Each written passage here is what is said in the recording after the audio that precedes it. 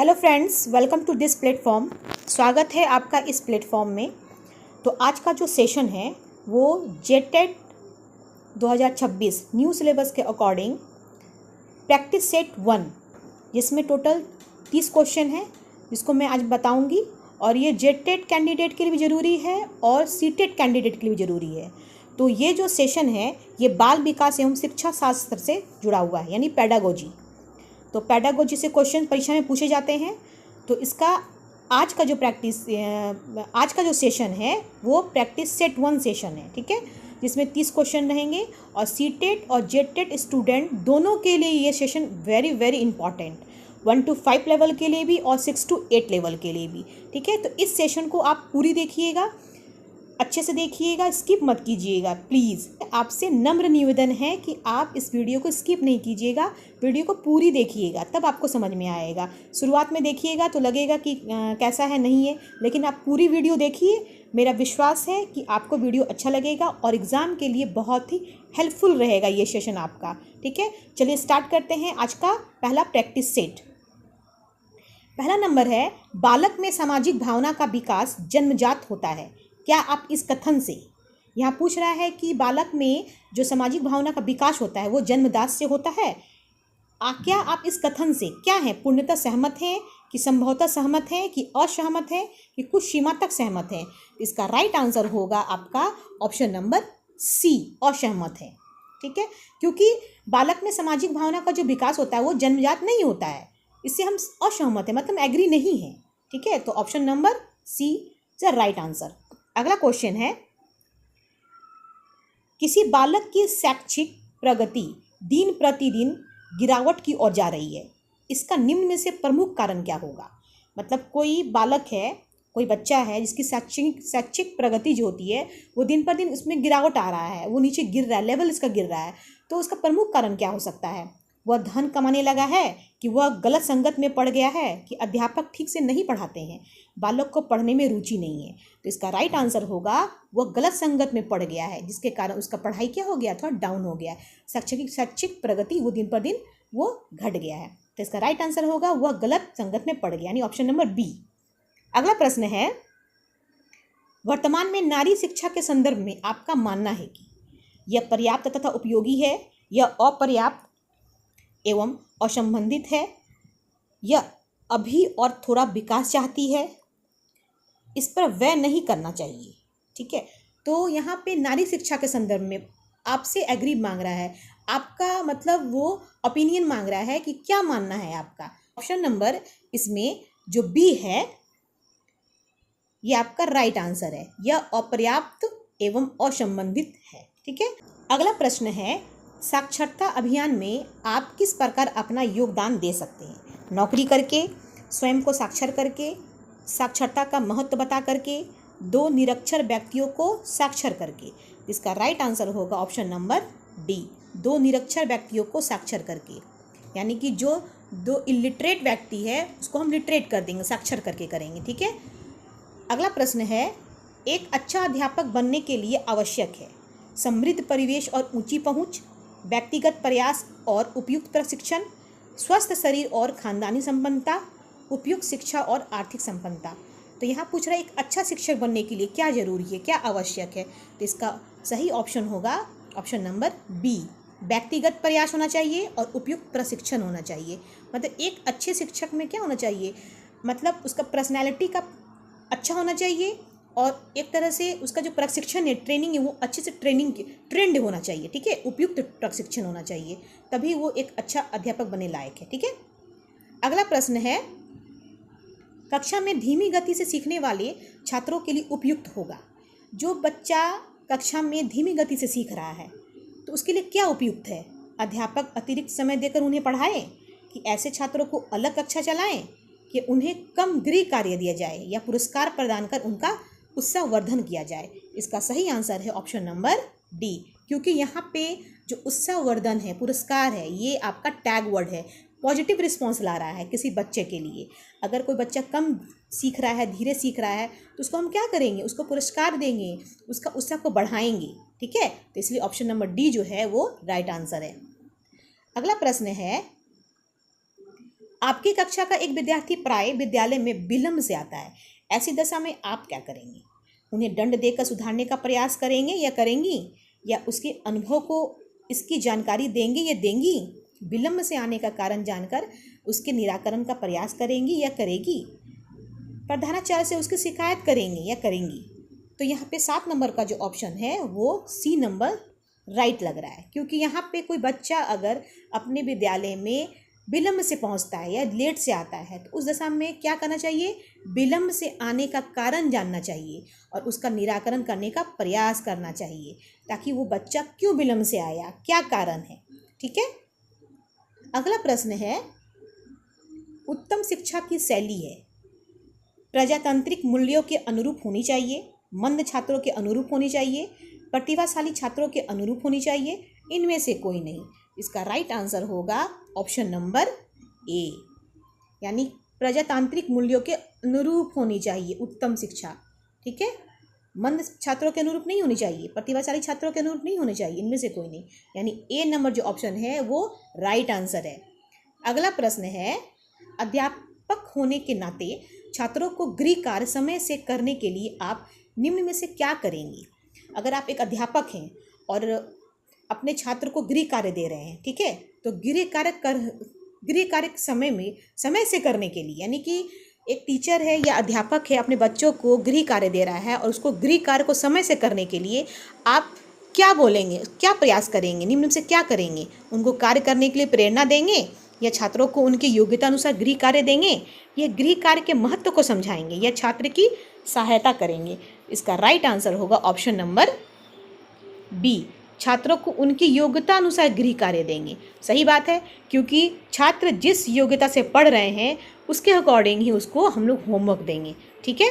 तो अगला प्रश्न है, आपके विचार से शिक्षा के स्तरोन्नय के लिए सर्वाधिक आवश्यक है। यहाँ आपका विचार मांग रहा है कि शिक्षा के स्तरोन्नय के लिए सर्वाधिक आवश्यक है क्या है? विद्यालयों को पूरी सुविधा प्रदान करना, अध्यापक को उच्च वेतन देना, छात्र अभिभावक अध्यापक संबंध सुदृढ़ करना, शिक्षक अधिगम प्रक्रिया को प्रभावी बनाना। तो ऑप्शन नंबर जो सी है ये राइट आंसर है, क्योंकि अगर हमारे विचार से देखा जाए तो शिक्षा को अगर सर्वाधिक ऊंचे स्तर तक लाना है तो हम क्या करेंगे? छात्र अभिभावक अध्यापक संबंध को सुदृढ़ रखेंगे, यानी मजबूत बना के रखेंगे, यानी छात्र और अभिभावक अध्यापक सब एक दूसरे के साथ अच्छा उसका गहरा संबंध हो, सुदृढ़ हो, आपस में बातचीत हो, यानी कि उससे मेल मिलाप हो, पेरेंट्स मीटिंग हो। ठीक है। अगला प्रश्न है, आपकी राय में अध्यापक का सबसे महत्वपूर्ण गुण है। आपकी राय में पूछ रहा है यहाँ पे अध्यापक का सबसे महत्वपूर्ण गुण क्या है? देश प्रेम, खेल भावना, विद्वता या व्यावसायिक निष्ठा? इसका सही आंसर है व्यावसायिक निष्ठा, यानी वो जो भी काम कर रहा है वो निष्ठापूर्वक करे, यही इसका सही आंसर है, ऑप्शन नंबर डी। अगला प्रश्न है, कक्षा शिक्षण तब होता है जब कक्षा के सभी छात्र, कक्षा का शिक्षण यानी कक्षा में जो पढ़ाई हो रही है, शिक्षण हो रही है, तब होता है जब कक्षा के सभी छात्र क्या करेंगे? चुपचाप शांत बैठे हो, प्रश्न पूछने और उत्तर देने में तत्पर हो, या अध्यापक की हर बात लिख लेते हो, या साफ सुथरे और स्कूल ड्रेस में हो। तो यहाँ राइट आंसर होगा ऑप्शन नंबर बी, प्रश्न पूछने और उत्तर देने में तत्पर हो। ठीक है। एक कक्षा कार्य जो होता है, कक्षा शिक्षण जो होता है, इसमें बच्चे प्रश्न पूछते हैं, टीचर उत्तर देते हैं, या टीचर प्रश्न पूछते हैं और बच्चे उत्तर देते हैं, तो ये क्लास जो होता है ना वो बहुत अच्छा होता है क्लास। ठीक है। तो वही बोल रहा है कक्षा शिक्षण तब अच्छा होता है, इन ऑप्शन नंबर बी जो होगा वो राइट आंसर होगा। अगला प्रश्न है, अध्यापक की वे विधियाँ जो कारणों एवं उनके परिणामों के संबंधों की खोज होती है, विकासात्मक होती है कि तुलनात्मक होती है, उपचारात्मक होती है, प्रयोगात्मक होती है? यहाँ पूछ रहा है अध्यापक की वो विधियाँ। ठीक है। तो 13 नंबर का जो ऑप्शन होगा वो ऑप्शन नंबर डी, प्रयोगात्मक होगा, नहीं प्रयोग करके, प्रैक्टिकल करके। ठीक है। अगला प्रश्न है, बच्चों के वृद्धि के अनुरूप उनकी रुचियाँ बहुमुखी हो जाती है, सुदृढ़ एवं सीमित हो जाती है, या अपेक्षाकृत अनियमित दिशा में असगर होती है, या प्रकृति एवं संख्या में पहले के समान रहती हैं? यहाँ पूछ रहा है बच्चे के जैसे जैसे वृद्धि होता है उनकी रुचियाँ में क्या अंतर पड़ता है, क्या प्रभाव पड़ता है रुचियाँ में, कैसा रुचि हो जाता है? तो ऑप्शन नंबर ए जो होता है वो बहुमुखी, यानी रुचि क्या होता है वो बढ़ जाता है, बहुमुखी होता है। इन ऑप्शन नंबर ए जो है वो राइट आंसर है। अगला प्रश्न है, नवोदय विद्यालय प्रारंभ किए गए हैं। नवोदय विद्यालय ग्रामीण बच्चों के लिए कि गरीब बच्चों के लिए कि मंदबुद्धि बच्चों के लिए या प्रतिभाशाली ग्रामीण बच्चों के लिए? इसका राइट आंसर होगा आपका ऑप्शन नंबर डी, प्रतिभाशाली ग्रामीण बच्चों के लिए। नवोदय विद्यालय जो खुले थे, प्रारंभ हुए थे, वो गांव के बच्चे जो प्रतिभाशाली होते हैं उनके लिए। ठीक है, अगला ऑप्शन है, अगला प्रश्न है, एक बालक जो संतुलन, सुथरेपन और स्वच्छता का अनुपालन करता है, तो यह सूचक है बालक की। यानी एक बालक है जो संतुलन, सुथरेपन और स्वच्छता का अनुपालन कर रहा है, तो उसका क्या क्या इंडिकेट कर रहा है बालक? रुचि का कि अभिवृत्ति का कि प्रशंसा का कि मूल्य का? इसका सही आंसर होगा ऑप्शन नंबर सी, प्रशंसा का। अगर एक बालक अच्छे संतुलन बना कर रखा है, बैलेंस, स्वच्छता का पालन कर रहा है, तो उसकी प्रशंसा होगी। ठीक है, तो यहाँ पे option number C right answer. अगला प्रश्न है,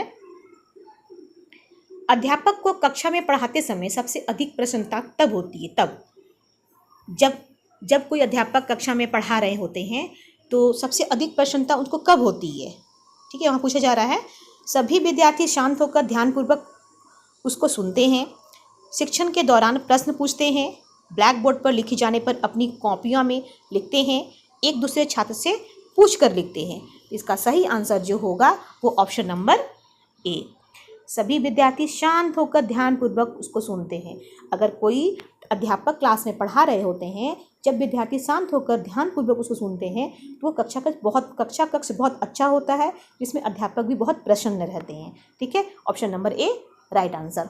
अगला प्रश्न है, कक्षा कक्ष में विचार संप्रेषण निर्भर करता है।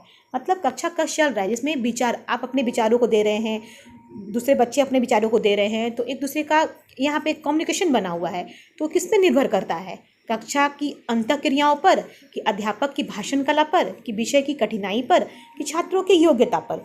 इसका राइट आंसर होगा ऑप्शन नंबर ए, कक्षा की अंतःक्रियाओं पर। किस पे होगा? कक्षा की अंतःक्रियाओं पर। अगला प्रश्न है, छात्र अधिकतम अध्ययनशील बने, इसके लिए आवश्यक है। मतलब यहाँ पूछा जा रहा है कि जो छात्र है उसको अधिकतर हम अध्ययनशील बनाएंगे, तो इसके लिए क्या आवश्यक है? छात्रों में रुचि जागृत करना है कि कक्षा कार्य अधिक देना है कि गृह कार्य अधिक देना है कि लेखन कार्य अधिक करवाया जाए? इसका राइट आंसर है ऑप्शन नंबर ए, छात्रों में जितना हम रुचि जागृत करेंगे उतना ही क्या होगा, बच्चे अध्ययनशील बनेंगे। ठीक है, अगला प्रश्न है, नवोदय विद्यालय में बालकों को प्रवेश दिया जाता है कब से? कक्षा तृतीय से, कक्षा पंचम से, कक्षा षष्ठम से या कक्षा नवम से? इसका राइट आंसर है आपका कक्षा षष्ठ, मतलब षष्ठ यानी कक्षा सिक्स क्लास से बच्चों को नवोदय विद्यालय में क्या दिया जाता है? प्रवेश दिया जाता है। ठीक है, अगला प्रश्न है, राष्ट्रीय शैक्षिक अनुसंधान एवं प्रशिक्षण परिषद NCERT का मुख्यालय कहाँ है? इलाहाबाद में कि नई दिल्ली में कि चेन्नई में कि मुंबई में? इसका राइट आंसर होगा आपका नई दिल्ली में। ठीक है, नई दिल्ली में NCERT का मुख्यालय है। और NCERT का फुल फॉर्म क्या है? राष्ट्रीय शैक्षिक अनुसंधान एवं प्रशिक्षण परिषद। ठीक है, अगला प्रश्न है, व्यवसाय परक शिक्षा का तात्पर्य है। व्यवसाय परक शिक्षा का तात्पर्य है शिक्षा से व्यवसाय मिले, शिक्षा और व्यवसाय दोनों ही मिले, किसी व्यवसाय में शिक्षा दी जाए, शिक्षा के साथ व्यवसाय की जानकारी हो। इसका राइट आंसर है ऑप्शन नंबर ए, शिक्षा से व्यवसाय मिले। यानी व्यवसाय परक शिक्षा यही होता है कि हम शिक्षा भी दें और वो एक व्यवसाय की तरह काम करे। ठीक है, शिक्षा से व्यवसाय मिले। अगला प्रश्न है, क्षीण बुद्धि बच्चों की बुद्धि लब्धि, यानी कि क्षीण बुद्धि बच्चों की बुद्धि लब्धि यानी IQ होती है कितना? 70 से 80 के मध्य या 70 से कम या 50 से कम या 80 से 90 के मध्य? इसका राइट आंसर है ऑप्शन नंबर सी, 50 से कम। यानी जो क्षीण बुद्धि वाले बच्चे होते हैं ना, उसका जो IQ होता है यानी बुद्धि लब्धि होती है वो 50 से कम होता है। ठीक है, अगला प्रश्न है, निम्नलिखित में से कौन सी विशिष्टता विद्यार्थियों की उपलब्धि को सबसे अधिक प्रभावित करती है? यानी कि कौन सी विशिष्टता बताया जा रहा है कि विद्यार्थियों की उपलब्धि को सबसे अधिक प्रभावित करती है? अध्यापक की अभिवृत्ति, अध्यापक छात्र अनुक्रिया का स्वरूप या अध्यापक का अनुभव या पर्याप्त सुविधाओं का होना? इसका राइट आंसर है ऑप्शन नंबर ए, यानी अध्यापक की अभिवृत्ति होनी चाहिए। ठीक है, इसमें क्या होनी चाहिए? अध्यापक की अभिवृत्ति होनी चाहिए। अगला प्रश्न है, करके सीखना उपयोगी है क्योंकि यह अधिक रुचिकर है, कक्षा का अनुशासन बनता है, इससे बच्चे व्यस्त रहते हैं, बच्चे क्रियाशीलता पसंद करते हैं। इसका राइट आंसर होगा ऑप्शन नंबर डी। बच्चे क्या होंगे? क्रियाशीलता पसंद करते हैं। बच्चे अगर करके सीखेंगे तो बच्चे में क्या होगा? क्रियाशीलता आएगी और क्रियाशीलता वो पसंद करते हैं बच्चे। ठीक है, अगला प्रश्न है, पाठ्यक्रम निर्माण में किस बात को मुख्य रूप से ध्यान में रखा जाता है? मतलब पाठ्यक्रम जो करिकुलम निर्माण होता है, करिकुलम जो बनता है, तो उसका जो निर्माण होगा तो वो किस बात पे मुख्य रूप से ध्यान रखा जाता है? छात्रों को, या शिक्षा के उद्देश्यों की, या पाठ्य पुस्तकों को, या शिक्षण विधियों की? ठीक है, तो यहाँ पूछा जा रहा है 26 नंबर में, तो यहाँ ऑप्शन जो होगा वो शिक्षा के उद्देश्य से। अगर हम पाठ्यक्रम निर्माण कर रहे हैं तो यहाँ पे शिक्षा के उद्देश्य को देखते हुए उसको ध्यान में रखा जाता है। ठीक है, अगला प्रश्न है, जनतंत्र के लिए शिक्षा का अर्थ है। यहाँ पूछ रहा है जनतंत्र के लिए शिक्षा का क्या अर्थ है? सबके लिए शिक्षा, स्वतंत्र चिंतन की शिक्षा, स्वतंत्र रूप से विचारों को प्रकट करने की शिक्षा, या उपरोक्त सभी? इसका राइट आंसर जो होगा ऑप्शन नंबर डी। जनतंत्र के लिए सबके लिए शिक्षा होनी चाहिए, स्वतंत्रता चिंतन की शिक्षा होनी चाहिए, स्वतंत्र रूप से विचारों को प्रकट करने की शिक्षा होनी चाहिए। यानी ए बी सी तीनों होगा, इसलिए ऑप्शन नंबर डी जो होगा वो इसका राइट आंसर होगा। अगला प्रश्न है, छात्रों को प्रभावित करने का सरल उपाय है। अगर हम छात्रों को प्रभावित करेंगे, इफेक्टिव बनाएंगे, तो क्या सरल उपाय है वो? अपने आचरण को आदर्श रखना, अपनी विद्वता का प्रदर्शन करके, छात्रों को भयभीत करके, प्रधानाचार्य का सहयोग लेकर के। ठीक है, तो इसका सही आंसर जो होगा आपका ऑप्शन नंबर ए, अपने आचरण को आदर्श रख के। अगर हम किसी स्टूडेंट को अपनी ओर मतलब प्रभावित करना चाह रहे हैं तो अपने क्या करेंगे? जो टीचर होंगे, जो शिक्षक होंगे, जो अध्यापक होंगे, अपने आचरण को आदर्श रखेंगे। क्या करके रखेंगे? अपने आचरण को आदर्श रख के करेंगे। ठीक है, तो इसका option number A right answer. अगला प्रश्न है, जब आप कक्षा में शिक्षण करते हैं तो कक्षा में डैश भी साथ साथ चलना चाहिए। अगर कक्षा में शिक्षण करवा रहे हैं तो कक्षा में साथ साथ क्या चलना चाहिए? मौखिक विचार संप्रेषण कि अशाब्दिक विचार संप्रेषण, या सरल संप्रेषण, या सभी प्रकार के संप्रेषण? इसका राइट आंसर होगा आपका ऑप्शन नंबर 29 का ऑप्शन नंबर होगा ऑप्शन नंबर बी, अशाब्दिक विचार संप्रेषण। ठीक है, अगला प्रश्न है लास्ट 30 नंबर, कक्षा संप्रेषण को अधिक प्रभावी बनाने हेतु अध्यापक सहायता लेता है। कक्षा का संप्रेषण जो होगा उसको अधिक प्रभावी बनाने के लिए अध्यापक किसकी सहायता लेता है? टीवी की, कि प्रोजेक्टर की, शिक्षण विधि की, या उपरोक्त सभी? इसका राइट आंसर होगा ऑप्शन नंबर प्रोजेक्टर, यानी प्रोजेक्टर की अधिक प्रभावी बनाने के लिए क्या करेगा वो? प्रोजेक्टर की सहायता लेता है। ठीक है, तो आज का सेशन यहीं पे समाप्त होता है स्टूडेंट। फिर मैं नेक्स्ट डे इसका प्रैक्टिस सेट 2 लेकर के आऊँगी। प्लीज़ आप लोग इस सेशन को पूरी देखिएगा। ठीक है, ये जेटेड सीटेड दोनों के लिए इम्पॉर्टेंट है। तो आज के लिए इतना ही। Thank you so much.